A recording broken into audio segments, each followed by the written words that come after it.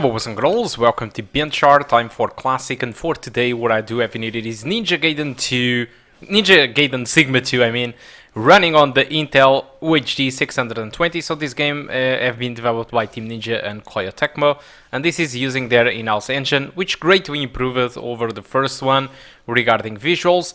Gameplay wise it is now a little bit different though, but we are here to check on the performance of the game. And as you can see, Sigma 2, it is considerably much more demanding than the first game, but still the Intel GPU manages to run just fine. So as you can see at 720p, and this is the resolution that I do recommend, what I had, it was an experience overall above 60 frames per second, with pretty much 15% of the time where the game did drop. So, but if you want to have an experience just above 30, you can play at 1080p if you want, with no issues whatsoever. So looking to the requirements of this game, you will see that there is no specification in here for the Intel GPUs. This specification it is more in line for the Ninja Gaiden 3, alright, because it's the most demanding game comparing to Ninja Gaiden Sigma 2 and Sigma 1. But yeah, the game, it is just super playable, alright? There will be drops in special attacks or cutscene moments where you can expect the game to drop below 60, but apart from that, the game just runs at 60 frames per second, super fine with the Intel GPU. What you need to make sure is that you have at least 8 GB of RAM in dual channel, alright? Just make sure it is dual channel because it makes all the difference regarding performance, alright? So this is very good. So just like Ninja Gaiden Sigma 1, unfortunately this game doesn't have any graphical settings, so those resolutions that I did try it out, it was just by changing the Windows resolution. So let me make this clear. The only way that you have to select your resolution of the game, it is to go to Steam, go to the properties of the game, go to the launch parameters, I think it's all it's called, and there you can write 720p or 1080p or 4K. So depending on what you choose, your game will run at that resolution, but it's only those three choices that you have. Or alternatively, you can change your resolution of your Windows before starting the game, and that's about it. So you just change your resolution, for example, of your Windows to 900p, and then start the game and enjoy the game at 900p. But the issue is then you need to revert back for 1080p, and that sucks because you need to go to the Windows settings again and revert it again to 1080p, for example. So that sucks. So you can, for these settings that I'm using in here, which is 720p, what you can do essentially, if you have a 1080p screen, is just to go to the launch parameters of the game on Steam and just write it down. Just write 720p and enjoy the game with this maximum frame rate as possible, and that's about it, alright? This is the second game of the Master Collection, so stay tuned if you want to watch how this game performs on the Ninja Gaiden 3 Razor's Edge. But now let's talk a little bit about the game, since we talked already everything about the performance. So you might be curious a little bit about what is this game about right now, how it compares to the first game. So let's hear it.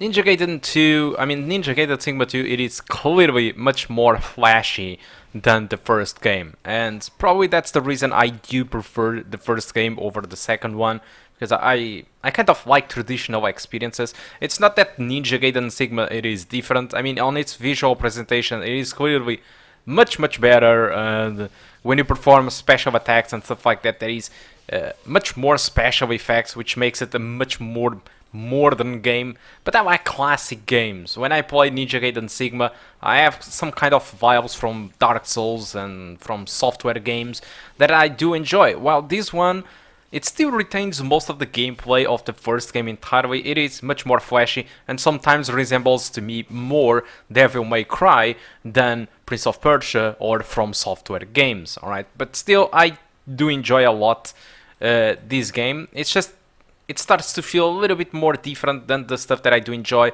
but it is, no matter what, it is excellent. I think this second game, if you did enjoy the first game, you won't be going wrong if you are going to play the second one too. And obviously you will, because if you brought the first game, you also have access to the second game and the third one. And the third game, this is where things starts to fall apart. So according to Metacritic though, this second game scored less than the first one, so probably people had some kind of same opinion as me, and the third game started to be more of a reasonable game than a good game, you know. Still, again, I do enjoy this second game, but I still do prefer the first game more, at least from what I played, and I bet I played that much. My first moments with the game that I had, it clearly showed me that the first game was clearly more serious, and this second game it is way more casual. Keep in mind that Ninja Gaiden, it is usually a difficult game, so don't expect that this is an easy game. This is coming from the same developers as Nioh. And in case you don't know Nioh it is kind of a... this is not right to say this, but this is kind of a Souls-like game. It tries to resemble a lot of Dark Souls, and it is also very difficult and tough. And Ninja Gaiden, it is also not an easy game. It's not super challenging like Nioh or Dark Souls, but it is still a challenging game. So it might not be for everyone out there. Alright, and well, I guess that's all that I can say about this. You already know the things about the price, which I talked on the first video for Ninja Gaiden 1. So since you are forced to buy the entire package instead of buying individually, you need to pay the full price, which is $39.99. I think the price it is fine, but it's a shame that you can't buy a game individually, because you might want just to buy the first one or the second one or even the third one. Despite I do think that people probably will buy the first one or second one, and you can't. You need to buy the entire package, and because of that same reason it gets more expensive on a single payment. Alright, so again, thank you a lot for watching. Hope you keep enjoying the rest of the video, and I do hope to see you soon. Goodbye.